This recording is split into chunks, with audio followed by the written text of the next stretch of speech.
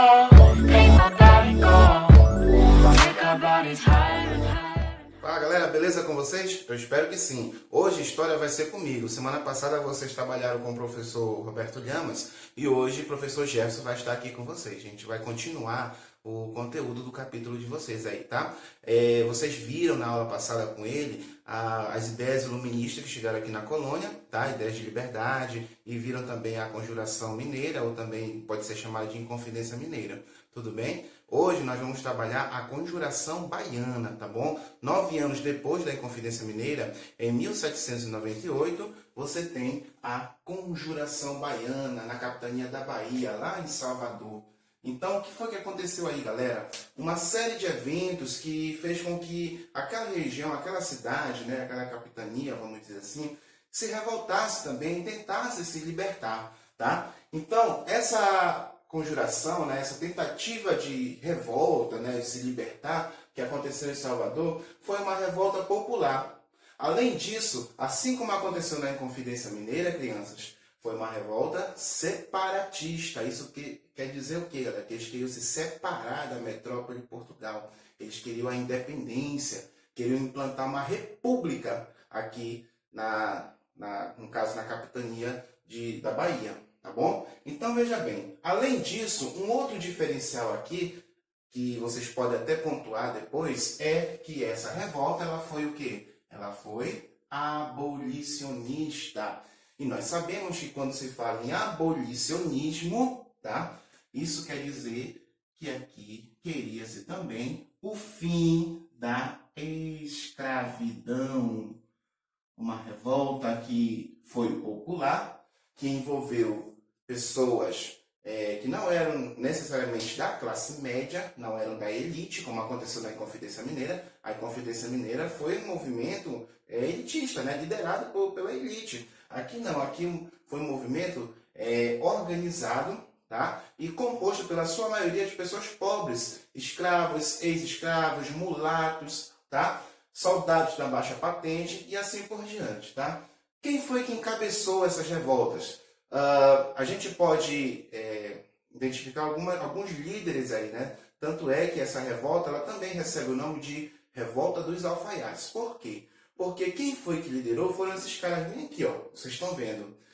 Lucas Dantas, Luiz Gonzaga das Virgens, que eram soldados, tá? E também pelos alfaiates, João de Deus e Manuel Faustino Lira, tá? Por isso também essa revolta ficou conhecida como Revolta dos Alfaiates, tá? É uma revolta extremamente popular, ok? E que também, diferente da Inconfidência Mineira, só para a gente lembrar aqui, pediam o fim da escravidão, ou seja, uma revolta abolicionista. Ok, galera? Então vamos lá. Inspirações: duas, Revolução Francesa e a revolta no Haiti, a Guerra de Independência no Haiti. A Revolução Francesa, que aconteceu em 1789, que nós já vimos aí alguns dias atrás, tá? E a Guerra de Independência no Haiti em 1791, tá?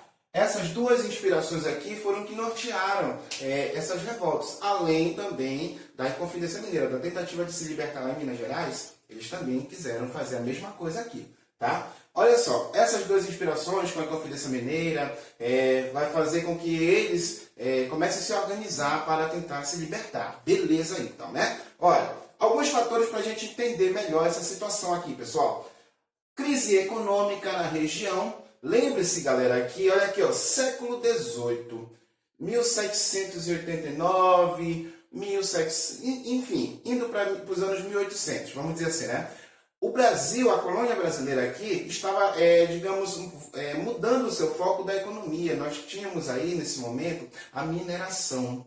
O ciclo do açúcar, que começou aqui na capitania, tá? Que aqui, aliás, vamos dizer assim, era uma capitania bastante próspera nesse sentido. O ciclo do açúcar ele começou a baixar, começou a cair em produtividade. Em contrapartida, lá em Minas Gerais o ouro estava correndo a doida ali, né? Então, lá em Minas Gerais você tem uma mineração aí a todo vapor. E o que foi que aconteceu? Por conta dessa baixa produtividade do ciclo do açúcar, você tem uma crise econômica. Para piorar a situação também, a transferência de capital, que era em Salvador por causa dessa economia do açúcar, ela vai ser transferida para o Rio de Janeiro em 1763. Tá? Então, galera, você tem esses fatores aí que vai acabar gerando uma certa revolta, né? Uma certa insatisfação com a população dessa capitania. Altos impostos cobrados, além disso, da crise econômica, apesar da crise econômica, a cobrança de altos impostos justamente continuou, certo? Eles não deram desconto aí para a população. Somando a isso, ainda tinha a insatisfação dos colonos, porque o comércio na região era dominado pelos portugueses, né? Os comerciantes portugueses cobravam altos preços dos produtos, não levavam em consideração a pobreza da população, tá? E o que vai gerar realmente isso, que vai fazer com que seja o estopim, né? O início dessa revolta, dessa tentativa de se tornar independente, foi a falta de alimentos, a escassez de alimentos aqui, né? Agora, meu amigo, uma revolta popular. E até então as pessoas reclamavam, criticavam, mas quando toca na questão do alimento, meu amigo, quando mexe com a barriga do pobre, aí tu já viu que o negócio fica feio. Eles ficam mordidos aí, querem tomar o poder, enfim, querem fazer logo uma revolução. Foi o que aconteceu. O que vai fazer com que eles fossem às ruas tentar chamar a população para essa briga aqui foi a escassez de alimento, quando estava faltando alimento para Salvador e, consequentemente, também para aquela região. Tá bom? Então, bora mudar aqui, galera, para a gente verificar aqui o que foi que aconteceu logo após esse fato aqui, tá? Mudando aqui, pessoal. Mudando aqui, galera. Então, olha só. Quando a fome realmente bateu de fato na população, no ano de 1798, começou a aparecer na cidade, nos prédios, nas portas das igrejas, dos comércios, os panfletos. Então quer dizer que uma das primeiras manifestações dessa revolta foi a divulgação de panfletos, também conhecido como pasquins sediciosos. O que foram esses pasquins sediciosos? Foram bilhetes, né, panfletos escritos à mão, obviamente, nessa época, que dizia-se chamar a população para lutar também, né? Chamar o povo para lutar, dando a ideia de liberdade, de convidando o povo a lutar por uma república, e além disso também colocava-se nesses panfletos a ideia de libertação dos escravos. Então, de certa maneira, a população começou a olhar e começou a querer aderir também a esse movimento. Porém, infelizmente, esses panfletos começaram a chamar a atenção das autoridades, né? Então, olha o que foi que aconteceu. Logo, logo, as autoridades ficaram sabendo disso e começaram a investigar quem foi que fez isso, quem foram os cabeças desse movimento, tá? E em pouco tempo, os líderes, dois dos líderes aí, Luiz Gonzaga das Vides e Domingos Silva Lisboa, eles foram presos, assim como aconteceu na Inconfidência Mineira, eles foram detidos numa reunião que estava acontecendo. O povo já ia pegar em armas, né, e já iam liderar uma luta armada, mas as autoridades da Bahia, né, de Salvador, agiram rapidamente e prenderam eles, né? E eles foram forçados a delatar o restante dos líderes, né, que a maioria era de classe baixa, né, classe pobre, populares, tá? Foram delatados. E os líderes foram pegos, foram presos, né, e julgados. No ano seguinte, em 1799, esses líderes eles foram condenados à morte.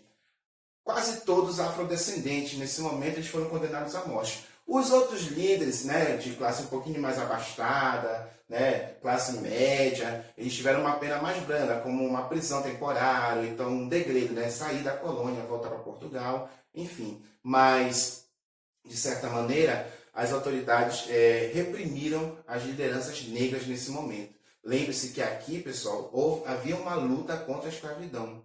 Tá? Foi uma luta popular, uma luta racial também aqui. Tá? E, dessa maneira, assim como na Inconfidência Mineira, o movimento, o projeto deles, infelizmente para eles, não se consolidou. Tá? Foi abafado pelas autoridades aqui.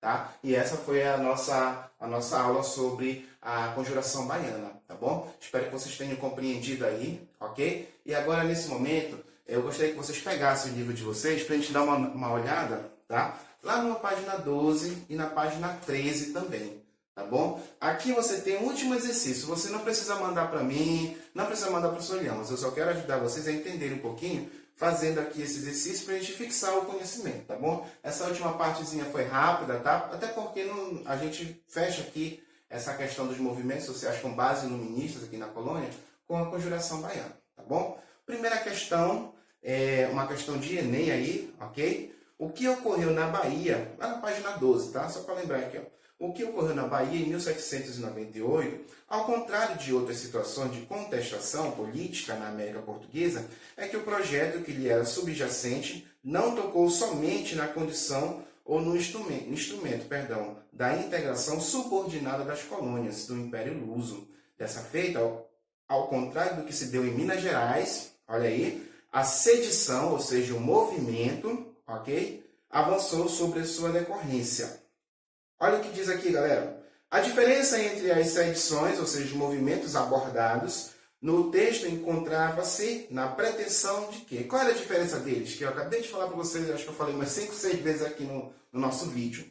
Letra A, letra B, C, D ou E. Letra A, eliminar a hierarquia. Não pode ser diferença, né? Os dois queriam eliminar esse poder, essa hierarquia. Então não pode ser a letra A. Letra B, abolir a escravidão africana. Será que é essa? C, anular o domínio metropolitano. D, suprimir a propriedade fundiária. Ou letra E, extinguir o absolutismo monárquico, ou seja, o poder do rei. Então, pessoal, a gente viu aqui que a diferença desses dois movimentos que tinha muita semelhança, né, de separação, de acabar com o poder do rei, enfim, do domínio sobre as regiões, a diferença é a letra B, abolir a escravidão africana. Lá na Inconfidência Mineira não se tinha essa pretensão, até porque a liderança dos inconfidentes mineiros era da classe média, era da elite, vamos dizer assim, e não tinha ainda em mente abolir a escravidão. Aqui na Conjuração Baiana, você tem uma luta abolicionista, tá bom? Virando a página para a gente finalizar aí nossa aula. Segunda questão. Neste capítulo, você estudou as relações entre o iluminismo e dois movimentos que ocorreram no Brasil. A Conjuração Mineira, em 1789, e a Conjuração Baiana, em 1798. Sobre esse conteúdo, complete a cruzadinha. Isso aqui, pelo amor de Deus, né, galera?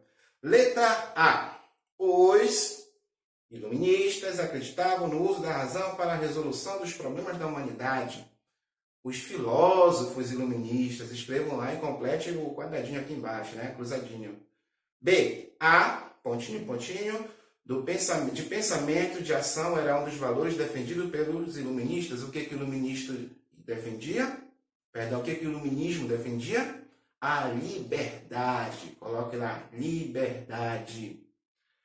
C. Os filósofos iluministas eram contrários aos governos. O que se combatia? Se combatia o governo absolutista. Então coloque aí, contrário aos governos absolutistas europeus. D. O contato de colonos com as ideias iluministas se deu por meio do estudo dos filhos das famílias da elite colonial nas europeias, europeias, nas metrópoles europeias. Lembra que eu falei para vocês uma vez, lá na sala de aula ainda, que os filhos da elite iam para a Europa estudar e voltavam com ideais de liberdade. Se você não lembra, estou falando isso agora para você, beleza? E as revoltas coloniais brasileiras do fim do século XVIII diferenciavam-se dos movimentos anteriores, que visavam ao rompimento definitivo com a coroa portuguesa. Rompimento. Você vai completar e vai colocar nos quadradinhos aqui embaixo, tá? Um dos motivos do início da Conjuração Baiana foi uma crise na produção de, essa é fácil, de gêneros alimentícios, tá? Que atingiu a região. G. Entre as reivindicações da Conjuração Mineira estava a proclamação de uma república. Coloque lá, república. H. O membro da Conjuração Mineira, mais severamente punido pelas autoridades portuguesas, quem foi? Quem foi o Costa Larga lá da Confidência Mineira? Quem foi o único que foi enforcado? Ele, né? Tiradentes. Então coloque lá, Tiradentes. E letra I, diferentemente da Conjuração Mineira, em que a maioria dos envolvidos pertencia à elite, a Conjuração Baiana foi realizada pelos mais humildes, né? Os mais pobres. Tudo bem? E E letra J, para a gente acabar aqui de vez, a Conjuração Mineira foi chamada de Inconfidência Mineira pelas autoridades portuguesas. Inconfidência. Certo, galera? Então você vai completar com as palavrinhas que eu falei para vocês aí, faça a cruzadinha. Tenta fazer depois aí a terceira, tá? Que vai dizer aqui por que as ideias iluministas contradiziam a organização política e econômica da colônia, né? Se contradizia porque a organização que se tinha aqui era embasada em um poder monárquico, centralizado, tá? E era isso justamente que os movimentos estavam combatendo aqui. Aliás, tentaram combater, mas foram abafados pelas autoridades portuguesas, tá bom? Galera, espero que vocês tenham gostado aí, tá bom? Dê uma curtida aí, dê um like no nosso vídeo e na próxima aula a gente vai falar, aliás, o professor Roberto Lemos vai começar com vocês aí, o capítulo 6. Olha só, Independência dos Estados Unidos da América. Esse assunto é muito bom, tá bom? Galera, obrigado aí. Qualquer coisa me chamem. Chame o professor Roberto Lemos também, que for da turma dele. Ou quem for, pode chamar a gente, não tem problema nenhum. A gente está aqui para ajudar, beleza? Tchau, tchau, pessoal. Até a próxima.